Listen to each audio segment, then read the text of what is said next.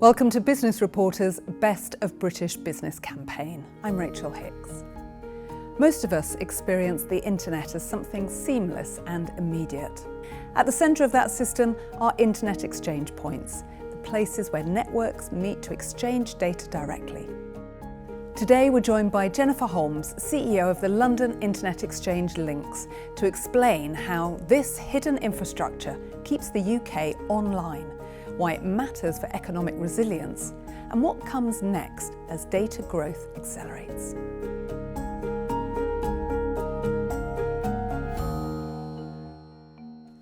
Jennifer, let's start with the basics. Many people say the internet is based and lives in the cloud, but is that really the full picture? Well, there's a lot of plumbing that goes on to support that cloud. So we all hear and know a lot about data centres, for example, these vast data halls that have all the servers in. What we hear less about is the fibre networks connecting those data centres and our homes and businesses together. There's also hundreds of submarine cables that run underneath the oceans connecting the continents.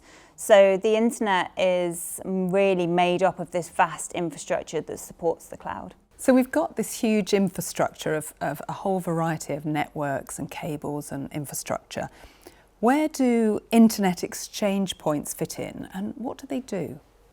So the internet is essentially a network of networks. You have access networks, so like BT in the UK that we're all familiar with, and content delivery networks, which is the networks that actually get the stuff we're trying to access on the internet. They're responsible for that. So these two types of networks need a way of exchanging their data with each other so that we can see on the internet what we're trying to get to. And one way of them doing this is over an internet exchange point or an IXP.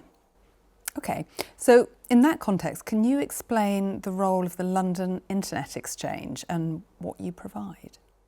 The London Internet Exchange, or LINX, is one of these platforms that was established over 30 years ago in 1994 by 5 of the big UK networks back then, who found that they were having to drag their traffic across the Atlantic to New York to exchange it with each other, to then bring it all the way back to London to the end users. So they decided that they'd actually create an internet exchange point in London itself. So now, over 30 years later, we've got more than 900 members from over 80 different countries. And the traffic levels we're kind of seeing at a peak time across all the platforms that we manage is more than 12 terabytes per second. So what services depend on the IXPs, the Internet Exchange Points, provided by LINX? Anything from whether you're trying to stream sports online, or you're trying to order your online shopping or have a FaceTime call with your family, all of that will likely have touched an exchange point at some point in order to get the traffic to get from A to B. And more recently, we're seeing a lot more traffic that relates to hybrid working. So with people now working more from home, we're seeing much more traffic from internet networks that provide services for people to actually work from home. Okay, so it's become much more convenient, much faster. Explain to me then, how has LINX evolved beyond peering? So obviously in the beginning it was just peering, which is this direct exchange of traffic between networks. But as the internet's evolved over the years, LINX has also evolved in order to provide different services to our members. So they can still get peering, and most of our members still have peering ports. But on those ports now, they can now add additional services like private connections, just one-to-one connections, or services like Microsoft Azure peering, which is a direct connection to Microsoft for things like Teams and working on Microsoft at home. Also, we offer other products, so we also resell co-location on behalf of our data centre partners. So we've had to diversify a lot to make sure that we're continuing to deliver maximum value to our members. So you are a not-for-profit organisation. How does that affect and shape the decisions that LINX makes? Yeah, so you've heard me mention members a lot rather than customers. So our customers are our members, and they all pay a membership fee, which means that they're all entitled to a vote at our annual GM meetings. and they have a say in how we're run. And this has really come from the ethos of those original 5. You know, they all had equal rights, they all had equal say in how that platform was run, and that's continued to where we are today, which is something that I'm really proud of. We can see there are massive investments in AI which are reshaping digital infrastructure around the world.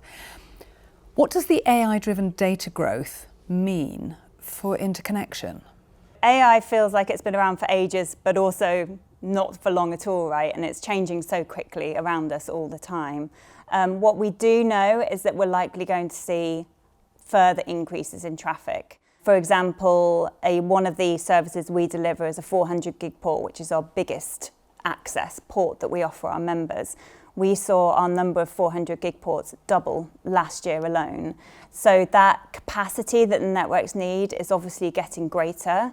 And really for interconnection and networks who run the internet, they're at the moment trying to figure out the best way of delivering that increase in capacity to their end users. So considering how much we are doing online, how much it's increasing, why does your LINX's global presence matter to the UK, and how does it help us remain a relevant player in this ongoing digital transformation that we're all talking about and experiencing? Yeah, so we're obviously the London Internet Exchange, and that's where we started, and that's very much part of our brand of being a very proud British company. But we now also have platforms in Manchester, in Wales, in Scotland. We also opened years ago in Northern Virginia, in Ashburn, in North America. And we've now taken our brand to Kenya and also to Ghana, where we're helping interconnection communities there to expand the services that they're offering their end users. And what's really great is that we're quite a niche organisation, and our technical expertise is very well respected within the interconnection industry. So it's really great to be able to take that UK brand and bring it to other countries and be able to really make a difference. What prompted you to make the move to Africa? So because we're very much membership owned, a lot of what we do is about our community. We are able to connect to the relationships between the big global players. So we have really strong relationships with Netflix, with Google, with these big, massive global companies. And we're able to then help them to meet the smaller networks, so the small Kenyan ISPs. And we're almost a facilitator of those two communities coming together so that the internet can function to its best possible state in those countries. What's next for LINX? What are you going to be planning strategically? So as we've talked a lot about, there's obviously a lot of change happening in the industry. It's moving very quickly. We spent a lot of time last year looking at our strategy and redesigning a new 3-year strategy, which has just started in January this year. And the first objective of that strategy is really focusing on the UK and making sure that we are offering all of our members in the UK absolute maximum value so that they're getting the most out of their membership. So we're doing a lot of work back here in the UK, but we're obviously supporting the work that we've started globally as well. So making sure that those LANs, as we call them, those infrastructures there continue to be a success. And also look out for any new opportunities abroad where we might be able to make a difference. And finally, if we were to look at you, because you've been with LINX for quite a long time, how would you describe your growth within the company, and what have you seen evolve in the industry around you? Yeah, so I joined 18 years ago. I was fresh out of university on a graduate recruitment scheme, and I started out on the sales and the member relations side of things. And I then worked up through the sales team and onto the senior management team, and was lucky enough to be asked to be CEO just over a year ago. People say, gosh, how can you work for a company for so long? It really doesn't feel like the same company at all because it's changed so much. Back when I joined, there was maybe 200, 300 networks, and we were probably talking about tens of gigs or hundreds of gigs, not terabytes of traffic that we're talking about now. The scale of things has just been incredible, but also the sectors that we work with. So back then it was the typical ISPs, content delivery networks, but over the years we've branched out to working with gaming companies, with retail companies, with banks. So that's been really interesting as well.